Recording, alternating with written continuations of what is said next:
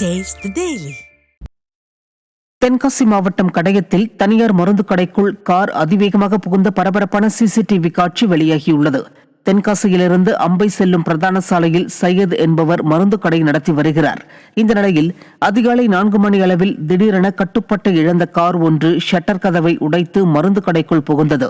இதில் மருந்து கடை சேதமடைந்தது. இதனிடையே கார் இடித்த வேகத்தில் பின்னோக்கி வேகமாக சென்ற நிலையில் எதற்கு நிற்காமல் சென்றார்கள் என்ற சந்தேகத்தின் பேரில் போலீசார் விசாரணை மேற்கொண்டு வருகின்றனர்.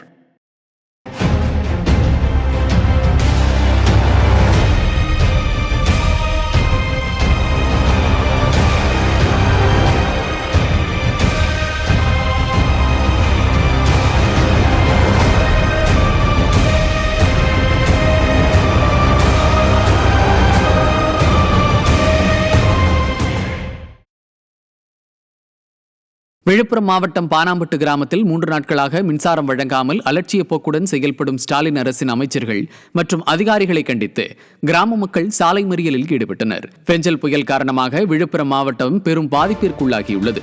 இந்த நிலையில் விழுப்புரத்தில் உள்ள பானாம்பட்டு கிராமத்தில் 3 நாட்களாக மின்சாரம், குடிநீர், உணவுப் பொருட்கள் இன்றி தவிப்பதாக மக்கள் வேதனை தெரிவித்துள்ளனர்.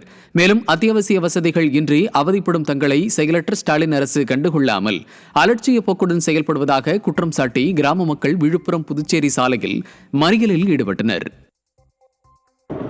கரண்ட் கட்டாக்கப்பட்டது, குடிநீர் இல்ல, அத்தியாவசிய பொருட்கள் எதுவும் வாங்க முடியல. எந்த ஒரு அதிகாரியும் அந்த ஊர்ல சேர்ந்து போய் பார்த்தது கிடையாது. வர எம்எல்ஏவும் சரி, அமைச்சர்களும் சரி, யாருமே விரும்பி பார்த்தது கிடையாது. இருக்கிற பானாம்பட்டு பக்கத்தில் இருக்கிறது மக்கள் ஃபுல்லா அவசரப்படுது கரண்ட் இல்லாம. கடலூர் மாவட்டம் புவனகிரி அருகே சுடுகாடு இல்லாமல் மக்கள் அவதிக்குள்ளாகி உள்ளனர்.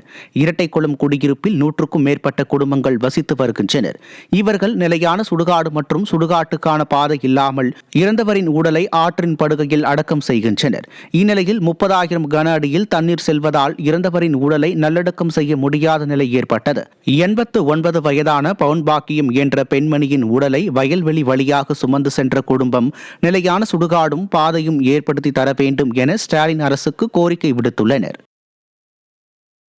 விருதுநகர் மாவட்டம் ஸ்ரீவில்லிபுத்தூர் அருகே மூவரை வென்றான் பகுதியில் 100 நாள் வேலை திட்டத்தின் கீழ் புதிய குளம் தோண்டும் போது பழமை வாய்ந்த மண்பாண்டங்கள், குடுவைகள், கலயங்கள் மற்றும் எலும்புகள் கண்டெடுக்கப்பட்டன. மலைக்கொழுந்தீஸ்வரர் ஆலயத்தின் அருகே கண்டெடுக்கப்பட்ட இந்த பொருட்கள் பழமை மாறாமல் உள்ளன. வெம்பக்கோட்டை பகுதியிலும் இதற்கு முன் தொல்லியல் பொருட்கள் கண்டெடுக்கப்பட்டுள்ளதால் மூவரை வென்றான் பகுதியில் தொல்லியல் ஆய்வாளர்கள் இங்கு ஆய்வு மேற்கொண்டு பழமையான பொருட்களை பாதுகாக்க நடவடிக்கை எடுக்க வேண்டும் என கோரிக்கை விடுத்துள்ளனர். திண்டுக்கல் மாவட்டம் அமைச்சர் ஐ பெரியசாமியின் ஆத்தூர் தொகுதியில் தர்மத்துப்பட்டி, போடப்பட்டி காலனி பகுதியில் அரசு நிலத்தை தனிநபர்கள் ஆக்கிரமிக்க முயற்சிப்பதாக பொதுமக்கள் மாவட்ட ஆட்சியரிடம் புகார் தெரிவித்தனர். ஆத்தூர் பகுதியில் 30 ஆண்டுகளுக்கு மேலாக சலவை மற்றும் சவர தொழிலாளர்களுக்கு தமிழக அரசு பட்டா வழங்கி குடியிருப்புகள் அமைக்கப்பட்டது. இது சமூக கூடம் கட்டுவதற்காக பல வருடங்களாக கோரிக்கை வைத்த நிலம் எனவும் அரசு அதிகாரிகள் ஆதரவுடன் தனிநபர்கள் ஆக்கிரமிக்க முயற்சிக்கின்றனர் எனவும் பொதுமக்கள் புகார் அளித்தனர். இதுவரை அதிகாரிகள் எந்த நடவடிக்கையும் எடுக்கவில்லை என குற்றம் சாட்டி மாவட்ட ஆட்சியரிடம் கோரிக்கை மனு வழங்கப்பட்டது.